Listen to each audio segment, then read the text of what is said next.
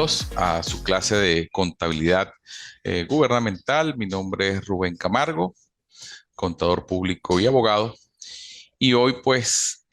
vamos a hablar principalmente de la ley orgánica de la Contraloría General de la República eh, y el reglamento interno del organismo Contralor. Básicamente vamos a tomar en cuenta de que la Contraloría General de la República es el órgano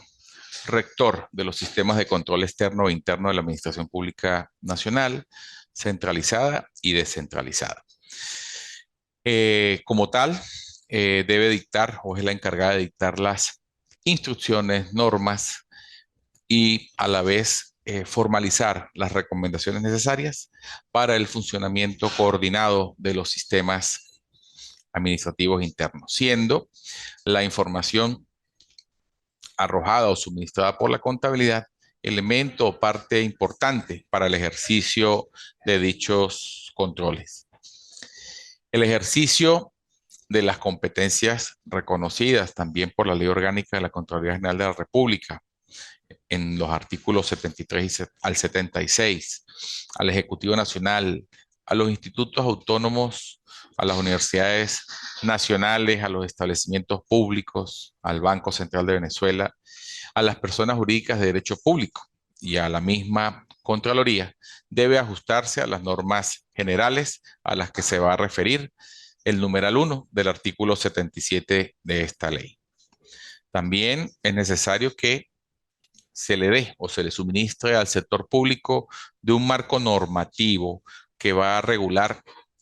la contabilidad, constituido por reglas, preceptos, pautas, disposiciones y criterios básicos que sustenten el diseño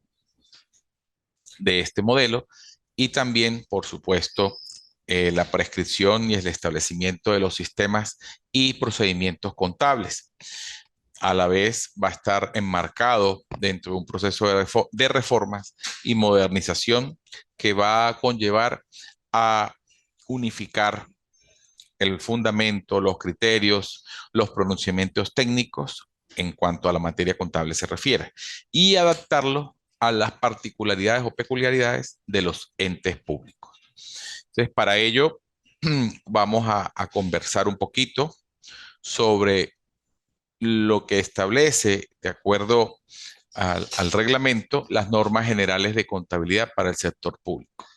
Y eso lo podemos contener entre sus primeros 3 artículos. En el capítulo 1, lo que corresponde a las disposiciones generales. Y estas, pues, las vamos a leer a continuación. Artículo 1. Se define como normas generales de contabilidad del sector público a los supuestos fundamentales, conceptos básicos o postulados que tienen por propósito que la contabilidad de los organismos y entidades a que se refieren los numerales 1 al 6 del artículo 5 de la Ley Orgánica de la Contraloría General de la República logren el objetivo de producir sistemática y estructuralmente información cuantitativa expresada en unidad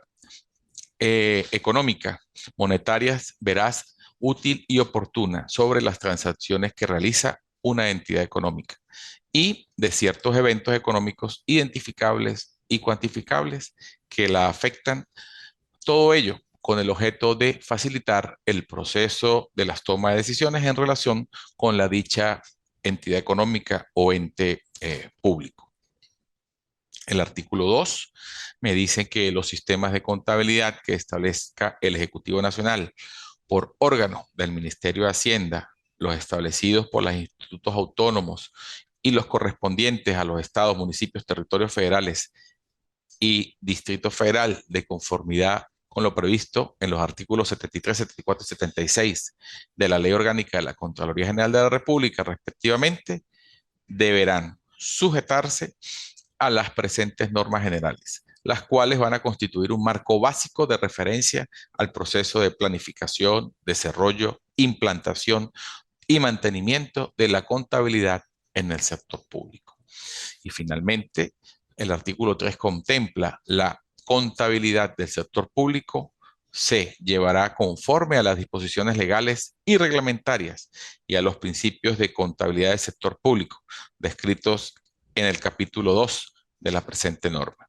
los cuales también se van a estar fundamentados en las normas básicas y principios de contabilidad de aceptación general, adaptados a la naturaleza y a las actividades financieras económicas que realizan los organismos y entidades sujetos a control, vigilancia, fiscalización de la Contraloría General de la República. Esto, vuelvo y repito, es lo que está contemplado dentro del marco de la ley de la Contraloría General de la República. Pero es importante resaltar que ya en Venezuela los principios de contabilidad de aceptación general son las NIC para las pymes, las normas internacionales de información financiera, bien sea en sus esquemas, también las normas internacionales como NIC completas o las NIC para las pymes. Adicionalmente, existe un conjunto de normas adicionales que son las normas de contabilidad para el sector público, con algunas características y particularidades propias del área o de la actividad que se está desarrollando, que por supuesto todavía no están vigentes en Venezuela debido a que, como acabo de mencionar, todavía nos seguimos regiendo por la Ley Orgánica de la Contraloría General de la República. Eh, y en base a esto, el artículo 4 de esta ley, en el capítulo 2, me establece cuáles son los principios de contabilidad. Y básicamente son 15 principios fundamentales de contabilidad que son los que vamos a mencionar de manera enunciativa y luego hablaré un poquito tal cual como lo establece la norma. Los principios son la entidad, continuidad, registro, periodo contable, revelación suficiente, el de importancia relativa, la prudencia, la uniformidad, uno de precio y adquisición, el causado y devengado, principios de causado y devengado, en la unidad, la universalidad, la dualidad económica, el registro e imputación presupuestaria, la correlación de ingresos y gastos y un principio general que son los principios contables supletorios. Entonces, al hablar de los principios, pues cuando que dije primero que era la entidad, y vuelvo, repito, están contemplados todos estos en el artículo 4 de la Ley de la Contraloría General de la República, me dice que la entidad debe definirse claramente la entidad contable, la cual está constituida por la unidad económica identificable, con o sin personalidad jurídica y con presupuesto propio, creada para cumplir determinadas metas y objetivos conforme al ordenamiento jurídico que la origina. La entidad es un sinónimo de empresa o en este caso de contabilidad pública, empresa del sector público, que puede ser con capital netamente público o con capital mixto, que hay intervención de las dos sectores, el sector público y el sector privado. La entidad es la empresa. La continuidad, pues se presume que toda entidad contable realiza una actividad continua con proyección de futuro, excepto que su instrumento jurídico de creación limite su existencia a un plazo determinado o la extienda solamente por tiempo que requiera al cumplimiento de un objetivo específico. Porque, ¿qué quiere decir esto? Bueno, que si está destinado a una institución o un organismo creado únicamente para hacer una determinada área, un determinado plano o proyecto, pues una vez concluido es la finalización de la obra como tal, ya el instituto deja de tener esa continuidad porque ya no va a tener razón de existir. Y eso pues va a estar expresamente estipulado y contemplado en el registro de formación de esa entidad. El registro, los hechos contables deben reconocerse, registrarse oportunamente de una sola vez, en un orden cronológico, consecutivo, sin que existan vacíos u omisiones en la información y en la moneda del curso legal que se esté trabajando. En este caso son los bolívares. Sin embargo, pues para efectos de presupuesto y análisis es mejor llevarlo a otra moneda para que pueda ser medible con más asertividad o razonabilidad. Conforme también a los sistemas y métodos de procedimiento que se estimen o se consideren adecuados con el propósito de garantizar la coherencia de la información. Por eso es que de repente, si lo manejamos en un país inflacionario, como lo estamos manejando en Venezuela, decir 10 bolívares en enero no va a tener el mismo poder adquisitivo de 10 bolívares ahorita en junio. Entonces, por eso es recomendable para que haya coherencia manejar a lo mejor otro tipo de moneda que pueda ser un poco más razonable al momento de comparar y tener el poder adquisitivo medido de mejor manera. El periodo contable no es otra cosa que la situación financiera y los resultados de las operaciones de los entes que deben presentarse en forma periódica y por lapsos iguales a un año, coincidente con el ejercicio fiscal, salvo el primer periodo, que pudiera tener una duración menor a los efectos de hacer posible la comparación de los datos de un ejercicio con otro. Y la información contable debe indicar claramente el periodo al que se refiere. ¿Qué quiere decir esto del periodo contable? Pues que sí, como dije anteriormente, si estamos creando una institución o un organismo para un fin específico y lo estamos creando en el mes de junio, hoy 22 de junio, eh,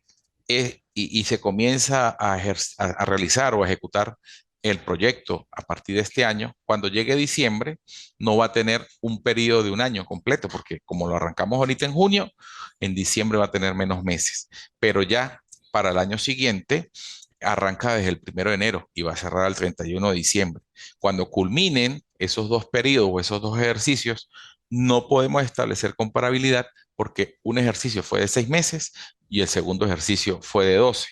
Nos tocaría esperar ya en el tercer año fiscal, hablando del 2025, para que termine y cierre en el en diciembre de 2025. Y ahí sí pudiéramos establecer algo de comparabilidad entre el año 2024 con el ejercicio del 2025, porque sí son 12 meses que fueron los periodos contables de cada ejercicio, y ahí sí podríamos hablar de cierta comparabilidad.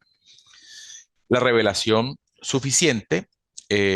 no es otra cosa de que los estados financieros deben contener de forma clara, comprensible, toda la información necesaria que expresen los resultados y la situación económica financiera de la institución o del ente, de manera tal que facilite a todos los usuarios la toma de decisiones pertinentes e igualmente debe revelarse las políticas contables más importantes seguidas o realizadas por el ente. En sexta principio es la importancia relativa, que la información procesada y presentada por la contabilidad va a incluir aquellos aspectos cuya revelación sea importante. Una partida contable tendrá importancia relativa, pues cuando un cambio en la presentación, en la evaluación, en la descripción o en cualquiera de los elementos me pudiera modificar el análisis o la toma de decisiones basadas en esos estados financieros. La aplicación de este principio no podrá implicar en ningún caso la transgresión de alguna norma legal. Es decir, tenemos que trabajar siempre basados a los criterios y a las normas importantes que debemos manejar allí. La prudencia no es otra cosa que efectuar al momento de registrar la transacción o el hecho financiero que se deba realizar o la alternativa que ofrezca los resultados más prudentes o conservadores. Se debe contabilizar los ingresos y gastos efectivamente realizados, así como también los gastos que supongan riesgos previsibles o pérdidas eventuales. No podemos anticipar de repente los ingresos. Sí hacerle una estimación, pero no podemos contabilizarlos, porque hay que tener esa prudencia hasta que no se ejecute, no se lleven realmente. Principio de uniformidad. El registro contable y los estados financieros deben elaborarse mediante la aplicación en el tiempo de los mismos principios, políticas, normas y procedimientos de contabilidad,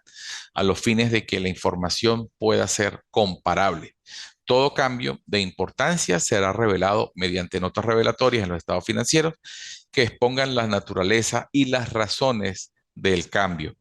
y, por supuesto, cuantificar esos efectos. Dicho de otra manera, la uniformidad es un principio muy importante que no solo en la empresa o en la contabilidad del sector gubernamental se debe mantener, sino en todas las empresas. ¿Por qué? Porque no podemos comparar peras con manzanas. Eso es un principio básico. Por eso es que debemos manejar siempre de manera uniforme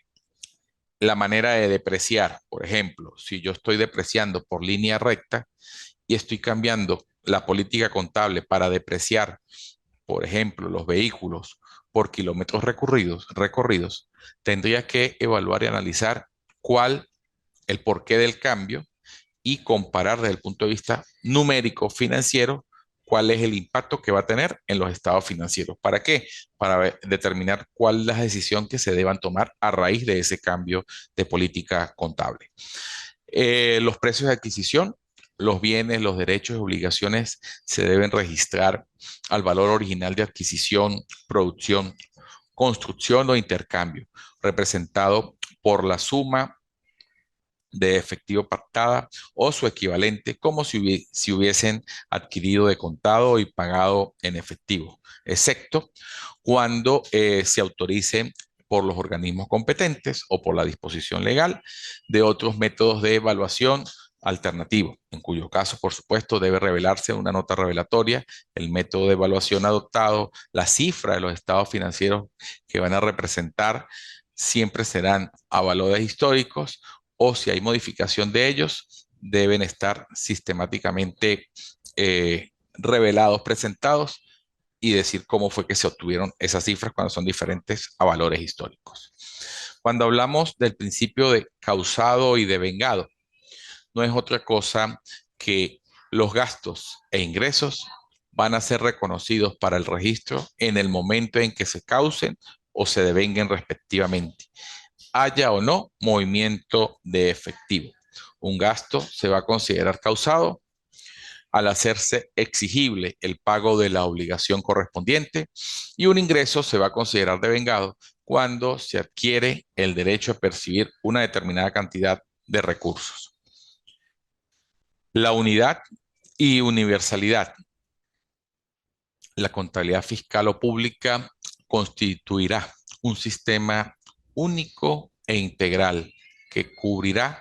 todas las operaciones financieras de los entes públicos. Se podrán constituir subsistemas de contabilidad para algunas actividades o proyectos, siempre y cuando estén debidamente integrados con el sistema principal. El principio de dualidad económica, como dice la palabra, constituirá la representación contable de los recursos de lo que dispone el ente público para realizar sus fines y de las fuentes que van a originar dichos recursos. Yo tengo que decir de dónde los voy a obtener y para qué los voy a utilizar. Ahí hablamos del principio de dualidad económica. El registro e imputación presupuestaria. La contabilidad registrará, de acuerdo, por supuesto, al plan de cuentas que existe en la ley, que se presenta, que prescriba, y las normas que al defecto o a tal efecto se dictan, la obtención de los ingresos y la ejecución de los gastos autorizados en el presupuesto del ente público. Acuérdense que todo esto, antes de ejecutar, debe estar aprobado por el presupuesto de la nación el año anterior para ponerse en vigencia el año siguiente, a menos de que sea, vuelvo y repito, una decisión por alguna emergencia económica que requiera crear una organización o un ente en un ejercicio eh, ya en curso y que no esté contemplado en en el presupuesto. Pero en este caso, lo que es el registro y la imputación presupuestaria, ya es cuando está previamente elaborado en el presupuesto, incluido en el presupuesto y que el año siguiente lo que se va a encargar es ejecutar el presupuesto. Entonces, esos gastos o esa parte de los gastos autorizados en el presupuesto del ente público deben imputarse a las correspondientes partidas presupuestarias, ¿de acuerdo a qué? A las normas y criterios que va a establecer la Oficina Central de Presupuesto, la OCPRE. Estas transacciones presupuestarias de gastos van a registrarse en la contabilidad por el sistema de la partida doble en todas sus etapas, es decir, autorización del gasto, establecimiento del compromiso, reconocimiento de la obligación o gasto causado, la ordenación o solicitud de pago y extinción de la obligación. Asimismo, Las transacciones relativas a los ingresos deberán registrarse en sus etapas, el devengado y recaudado. La contabilidad controlará e informará permanentemente sobre los resultados de la ejecución eh, comparativamente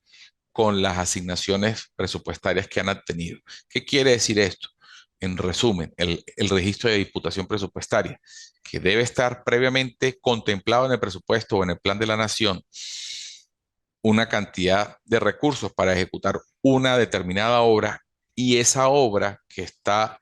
hecha o basada en base a un proyecto va a tener una serie de cuentas contables que ya están prediseñadas, preestablecidas, y que esos recursos deben gastarse de acuerdo a lo que está establecido en ese presupuesto. Yo no puedo gastar, si tengo gastos de papelería, 100 bolívares, y tengo gastos de agua, 200 bolívares, y con los gastos de agua ya va a terminar el año y no he gastado los 200 bolívares, pero necesito papelería, no es que voy a sacar del recurso de agua para comprar papelería. No, porque hacer ese movimiento sin la autorización previa, estamos en presencia de malversación de fondos. Y eso es una violación de un principio o de una norma establecida para el sector oficial, que no se puede manejar, no se pueden aplicar gastos en recursos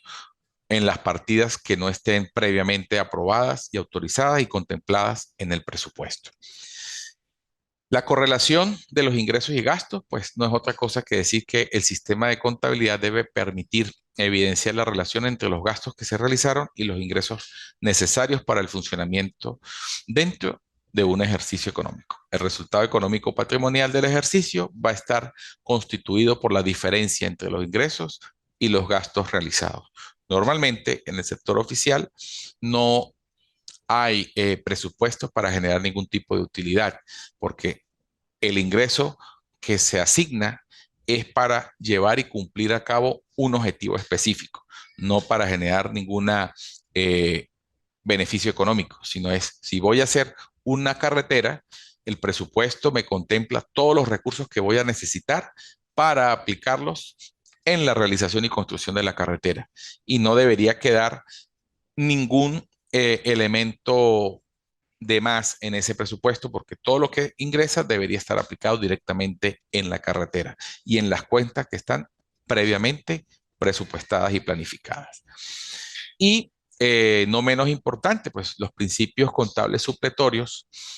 son aquellos casos o situaciones que no están previstas en los principios anteriores con los que hemos conversado. Y va a tomar siempre como referencia los principios de contabilidad de aceptación de Venezuela, general, que son emitidos por la Federación de Colegios de Contadores Públicos de Venezuela, y que actualmente son los principios o las normas internacionales de información financiera, las NIF, las normas internacionales de contabilidad, o las NIF para las pymes, según el caso. Esos serían los principios contables supletorios, que de alguna manera van a enmarcar todo el proceso que se maneja en una contabilidad del sector público. Ya, obviamente, también estos principios deben aplicarse de manera imparcial, debe manejarse acorde, por supuesto, sujeto a estas normas o estos principios que hemos hablado, y que la información y todos estos hechos económicos se pueda